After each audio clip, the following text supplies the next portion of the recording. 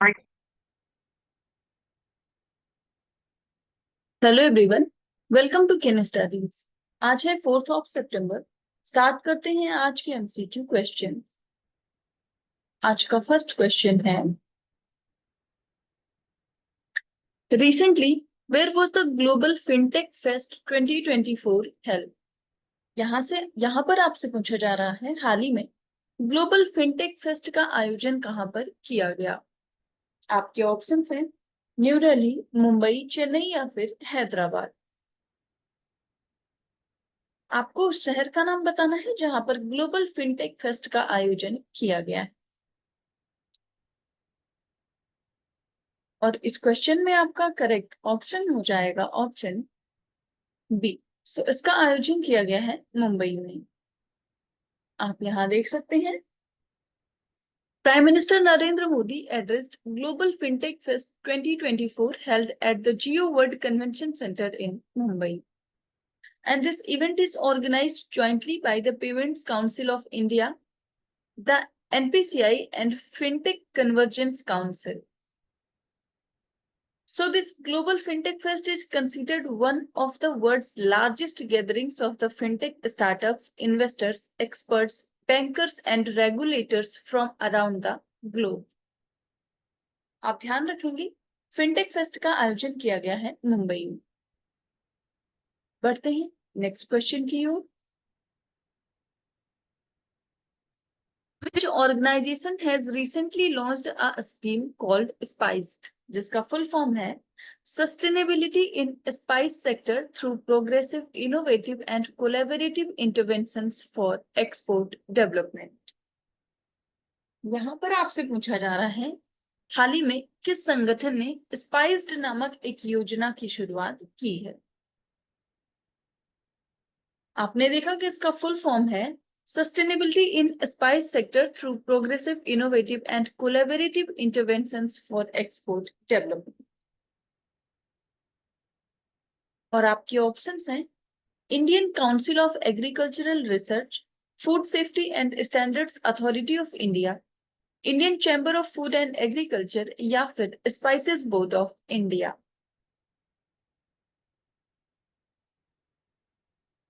और इस क्वेश्चन में आपका करेक्ट ऑप्शन हो जाएगा ऑप्शन डी। सो ये स्कीम शुरू की है स्पाइसेस बोर्ड ऑफ इंडिया ने। आप यहाँ देख सकते हैं, the spices board of India under the ministry of commerce and industry has launched the transformative scheme जिसका नाम है स्पाइस्ड। और इसका जो बजट एलोकेट हुआ है वो हुआ है 422.30 करोड़।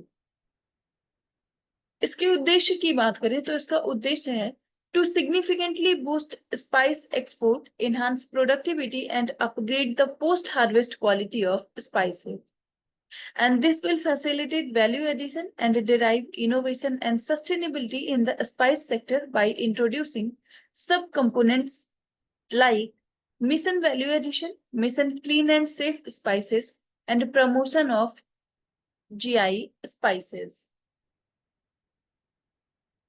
सो स्पाइसेस बोर्ड ऑफ इंडिया की बात करें तो इसको एस्टैब्लिश किया गया था 1987 में अंडर स्पाइसेस बोर्ड एक्ट 1986।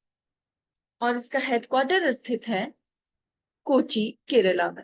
इसके साथ ही इसकी जो रीजनल लेबोरेटरीज हैं वो है मुंबई, चेन्नई, दिल्ली, तूतीकोरिन, कांडला और गुंटूर में। और भारत में ये जो स्पाइसेस हैं ये सोल्ड किए जाते हैं under the brand flavour it. बढ़ते हैं नेक्स्ट क्वेश्चन की ओर। Government proposed a new digital media policy. Which of the following statement is correct related to this policy? यहाँ पर उत्तर प्रदेश सरकार ने एक नई डिजिटल मीडिया नीति प्रस्तावित की है। आपको बताना है कि इससे संबंधित यहाँ पर कौन से स्टेटमेंट्स करेक्ट हैं। फर्स्ट स्टेटमेंट है, for anti national post it has proposed punishment ranging from a 3-year jail term to a life term.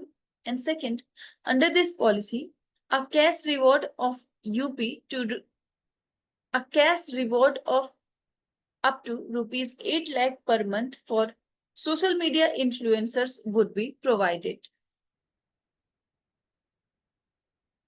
और आपसे यहाँ पर करेक्ट स्टेटमेंट पूछा जा रहा है। इस क्वेश्चन में आपका करेक्ट ऑप्शन हो जाएगा ऑप्शन सी। सो यहाँ पर दोनों ही स्टेटमेंट्स आपके सही।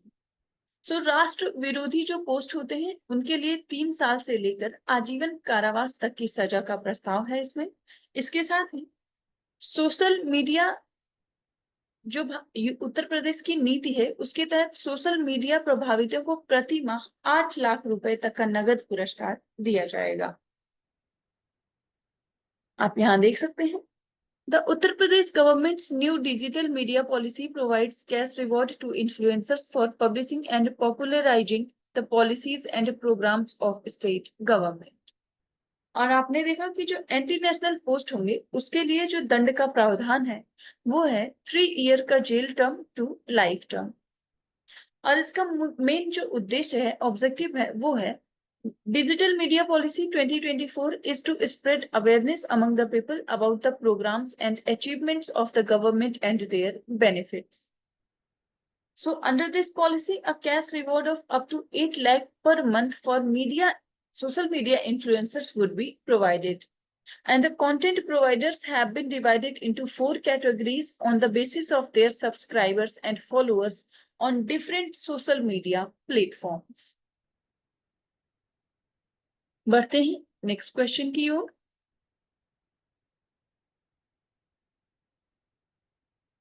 Which ministry has recently launched the C-Box portal for registering and monitoring complaints of sexual harassment of women in the workplace? यहाँ पर आपसे पूछा जा रहा है किस मंत्रालय ने हाल ही में कार्यस्थल पर महिलाओं के यौन उत्पीड़न की शिकायतों को दर्ज करने और उसकी निगरानी करने के लिए C-Box पोर्टल को लॉन्च किया है। आपके ऑप्शंस हैं ministry of communication, ministry of education, ministry of health and family welfare या फिर ministry of women and child development. और इस क्वेश्चन में आपका करेक्ट ऑप्शन हो जाएगा ऑप्शन डी। सो C-Box पोर्टल को लॉन्च किया है महिला एवं बाल विकास मंत्रालय ने। आप यहाँ देख सकते हैं Union Minister Annapurna Devi, the Ministry of Women and Child Development, has launched C-Box Portal, a centralized platform for registering and monitoring complaints of sexual harassment of women at the workplace. So she has also launched a new website of the Ministry of Women and Child Development at New Delhi, and the portal acts as a centralized repository for information about internal committees and local committees formed across India, covering both the public and private sectors.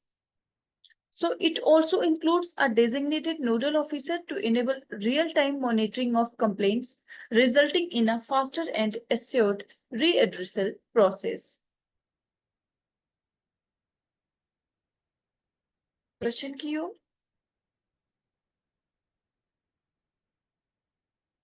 Which of the following organizations recently became the 22nd Navratna of India? यहाँ पर आपसे पूछा जा रहा है निम्नलिखित में से कौन सा संगठन हाल ही में भारत का 22वां नवरत्न कंपनी बन गया है? आपके ऑप्शंस हैं Bharat electronics limited, Hindustan petroleum corporation limited, RailTel corporation of India या फिर नेशनल एल्यूमिनियम कंपनी लिमिटेड।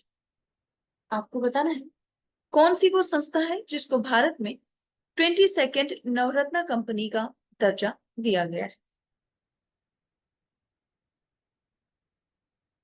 और इस क्वेश्चन में आपका करेक्ट ऑप्शन हो जाएगा ऑप्शन सी। सो ये कंपनी है रेलटेल कॉर्पोरेशन ऑफ इंडिया। आप यहाँ देख सकते हैं On 30th August, Satluj Jal Vidyut Nigam Limited, NHPC Limited, Railtel Corporation of India Limited, and Solar Energy Corporation of India Limited were granted Navratna status by the government. So, Railtel Corporation of India has become 22nd Navratna, followed by Solar Energy Corporation of India 23rd, NHPC 24th, and Satluj Jal Vidyut Nigam Limited 25th Navratna company in India. So Simla-based Satluj Jal Vidyut Nigam Limited is a listed company with the following shareholding pattern, जिसमें कि 55% जो stake है वो government of India का है, 26.85% government of Himachal Pradesh का है और रिमेनिंग 18.15% है पब्लिक का। बढ़ते हैं नेक्स्ट क्वेश्चन की ओर।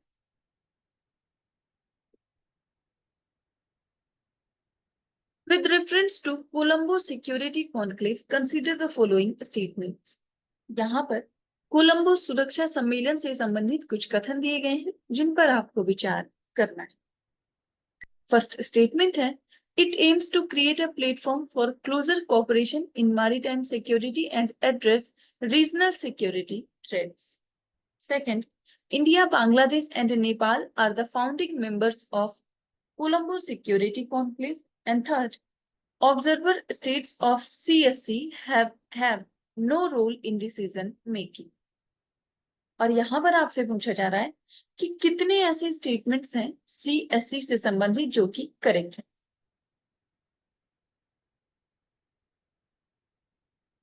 और इस क्वेश्चन में आपका करेक्ट ऑप्शन हो जाएगा ऑप्शन ए।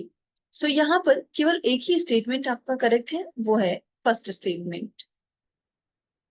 आप यहाँ देख सकते हैं, The Colombo Security Conclave focuses on creating a platform for cooperation in maritime security and addressing regional security threats including counterterrorism, trafficking and cyber security. So there are 5 pillars of cooperation under this conclave, जिनमें शामिल है maritime safety and security, countering terrorism and radicalization, combating trafficking and transnational organized crime, cyber security and protection of critical infrastructure and technology। इसके साथ ही fifth है humanitarian assistance and disaster relief।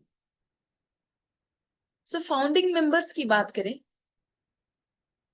तो CSA के जो founding members हैं वो हैं India, Sri Lanka and Maldives, और बांग्लादेश इसका ऑब्जर्वर कंट्री है। Observer states such as Bangladesh and Seychelles play an active and integral role in the conclave's discussions and decision-making processes. So आप ध्यान रखेंगे, कोलंबो सिक्योरिटी कॉन्क्लेव जो है इसको फॉर्म किया गया था 2011 में by India, Sri Lanka and Maldives, और इसका जो फोर्थ मेंबर बना है वो बना है मॉरिशस। इसके साथ ही ऑब्जर्वर स्टेट्स जो है उनमें शामिल है बांग्लादेश और सेशेल्स। और ये जो कॉन्क्लेव है इसके 5 पिलर्स हैं जिस पर ये कार्य करते हैं। आज के करंट अफेयर सेशन में इतना ही। Thank you for watching. Do like, share and subscribe.